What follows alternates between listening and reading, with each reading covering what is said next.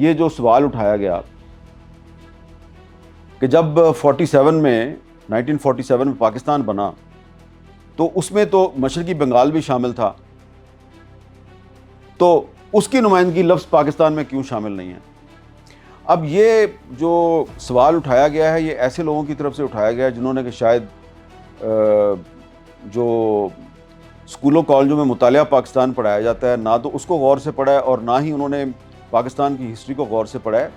دیکھیں، یہ جو چودھری رحمت علی صاحب تھے، انہوں نے ایک باقاعدہ ایک کیمبرج میں، برطانیہ کا شہر ہے کیمبرج، وہاں پر ایک پاکستان موومنٹ کے نام سے ایک تنظیم قائم کی 1933 میں، اور انہوں نے ایک پمفلٹ لکھا تھا ناؤ اور نیور، اور اس پمفلٹ میں انہوں نے جو پاکستان کا لفظ انٹروڈیوس کیا تھا اس میں آئی نہیں تھا، پاکستان تھا،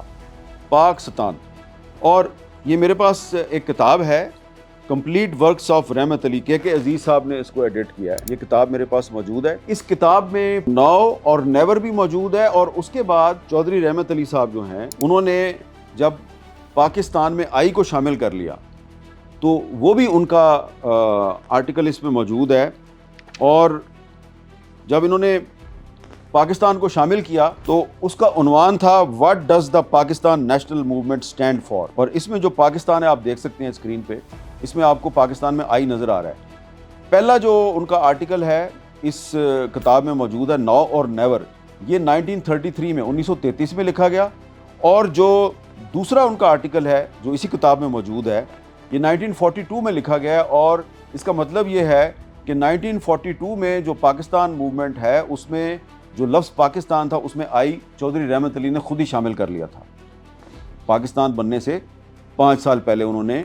لفظ پاکستان میں آئی کو شامل کر لیا۔ اس لیے میرے وہ مہربان دوست جن کی میں بڑی عزت کرتا ہوں، انہوں نے پوچھا کہ بھائی یہ آپ کہاں سے لے کے آ گئے چودھری رحمت علی کو بیچ میں، کیونکہ انہوں نے